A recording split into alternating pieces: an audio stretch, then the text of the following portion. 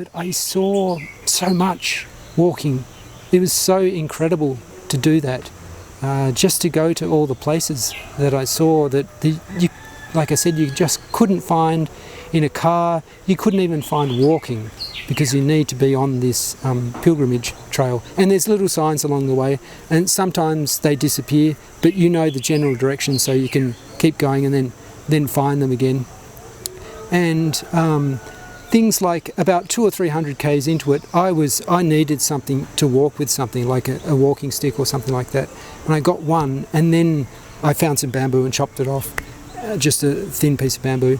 And then I got another one, and then I started to tap out a rhythm, and that's what kept me going as well, tapping out this rhythm. And by the time I'd walked a few hundred k's with those, and then jumped into some school grounds to sleep as well at one stage, and ants were biting me and stuff, so I continued. And when I slept outside, I was only getting 2 or 3 hours of sleep, but really every 3 days there would be a hotel somewhere just on the way, and I would go there for a few hours, go to one of those for a few hours. But when I saw like a shop, a convenience store or something, a few hundred meters away, I didn't go because the calculation was that I would have to go and then come back, and it would be 500 meters more that I'd have to walk.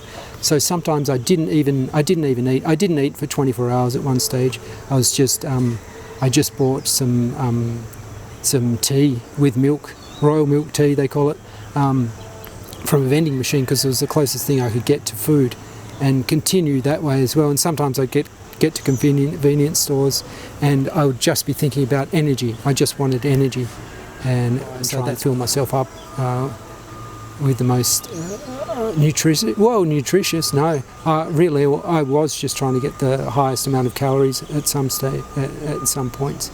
And towards the end of the walk as well, it was surreal to see 1 kilometre to go after all that time. And before that, I smelt food from kilometres away, because you're breathing deeply this whole time, and then I knew I could smell food from kilometres away, and it was at the last temple.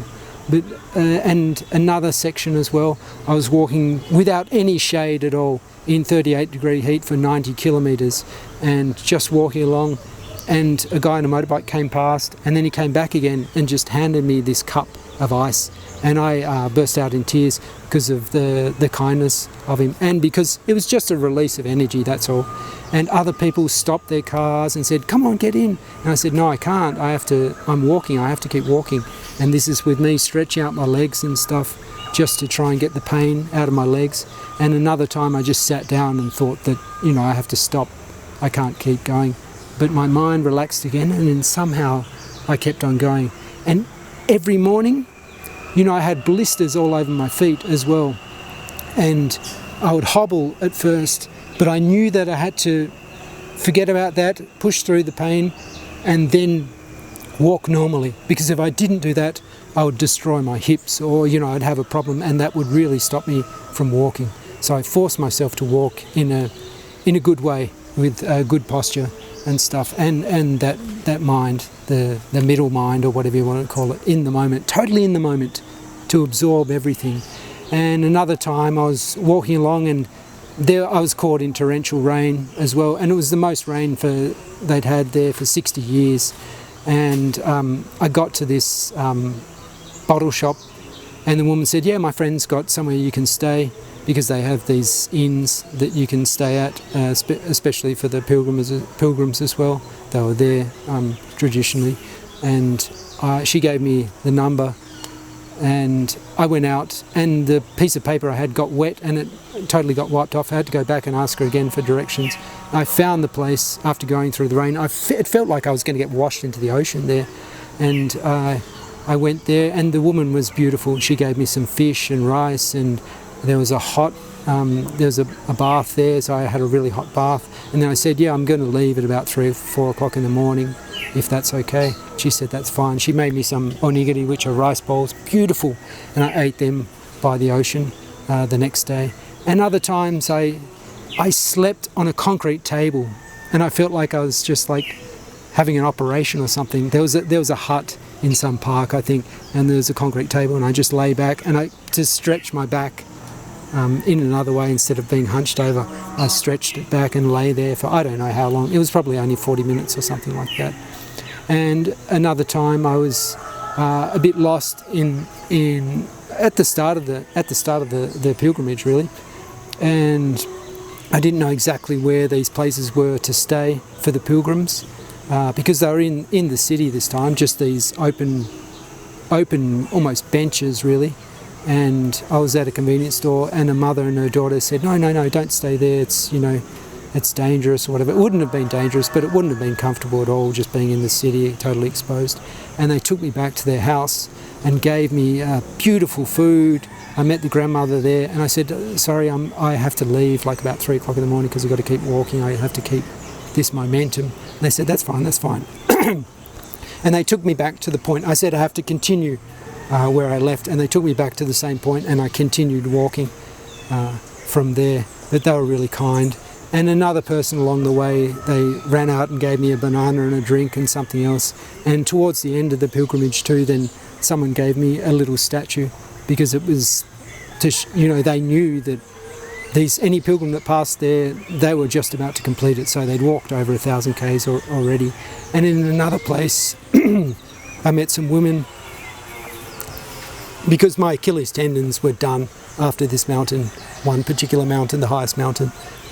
And I was at a temple, and they said, take this. And they were patches that you can put on to numb the pain. So I used them, and it was dangerous because all the pain in my Achilles tendons went, and I started to walk a bit faster, and then I thought, oh no, I have to be careful. I have to maintain the same speed because I could do damage. But they were really great. But it's kind of, I don't know, a metaphor or something like that for the walk as well, to numb the pain. But really the pain is still there. You're still doing damage. So I like to feel everything in general. So I used them for half a day, I think, and then I took them off, and I was just careful to warm up my feet and stuff, so I didn't do any more damage. And another time I was walking through a forest, and a male deer appeared, buck, incredible, in the mist as well, and just looked at me and then gave a little shriek and then took off. And I saw a lot of snakes along the way as well, and just a lot of kindness in general, and just incredible. You can only do that in Japan, I think, because I would just sleep outside and stuff. It didn't matter where I slept, because there's no danger really. I would sleep have a little rest in parks and stuff in the daytime as well.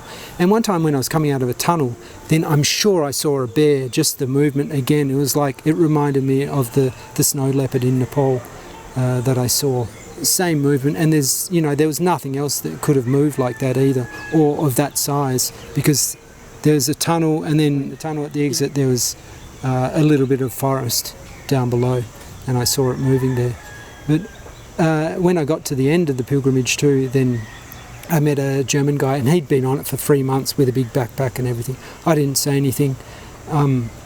Then that had only taken me 3 weeks or whatever, because I just walked, just never stopped walking really.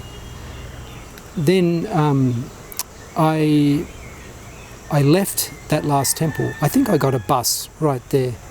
I got a bus back down to the main city, and then I was just going to get the Shinkansen, the bullet train, back to Tokyo. Because, again, like the heart of the world thing here, is that, yes, you can do a perfect circle, which I did, and then you're supposed to keep walking to this other place or whatever, but I went to Osaka, I think, and then I went to the actual temple complex outside of Osaka, which is the main complex for the monk who started the walk as well. So I went to visit there and then put in my incense and stuff again to pay respect to the monk who started this. And it was really a life-changing experience.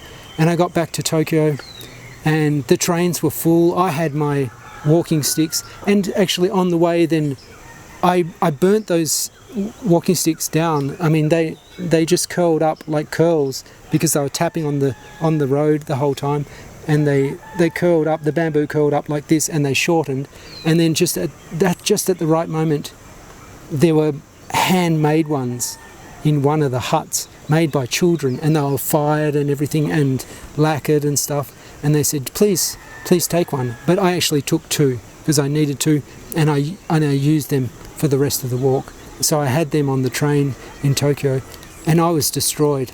My body was saying, no, that's it, because I'd gone into survival mode, like people who survive wars or famines and stuff, or they've done long walks to escape something, or been in extreme circumstances. That's the state that my body was in, and I just had to sit down. I almost felt like just sitting on the floor in the train, which is something that you don't do because there were no seats. I felt like a really old person for the first time in my life after that. And then but I was going to my friend's house, and he wasn't home, and he had to get his girlfriend to bring the keys around to me after an hour or two. And then it was so great because he let me stay at his place, and I lay down. I tried to sleep, but I couldn't because my feet were throbbing. I would sleep for a little bit, and then the pain in my feet would just wake me up again. And that continued for about a month. Maybe not waking me up to that level, but the pain continued for about a month, just in the soles of my feet, because they'd been basically punched by a road with these soft shoes as well for 3 weeks, for 70 kilometres a day, about 1,200 kilometres, whatever, up and down mountains and stuff. And without the mountains, it would have been brutal. If it was just on the flat, then it would have been much more difficult. But because you've got some variety with the mountains, it made it survivable, I suppose. And it's incredible to see the temples and where those temples are as well, because when you go to a temple in Japan, then generally the trees will be left, so you have these giant trees there because it's been a protected area for a long time, so they're little pockets of preservation. But yeah, so I got back to Tokyo, back in the world again, and yes, my feelings were that I wanted to spend more time with my friends. I wanted to appreciate my friends more, and again, that was just being in the moment again, and just to listen. And I always try and do that. When I'm with someone, then I'm with someone. So that was the lesson from the pilgrimage, was to stay present, to appreciate the moment, to appreciate the people that you're with, appreciate your friends, your family, and just how amazing all of this is, to wake up and see this. And even if you're blind, to feel it, or if you can't hear, then to see it. You know, there's something there. There's always something there. And then if you think there's nothing outside, then actually everything comes from the inside. And that's what all the power and all the vision and just how you create life as well, that comes from the inside, I felt. And that's what the pilgrimage was teaching me as well.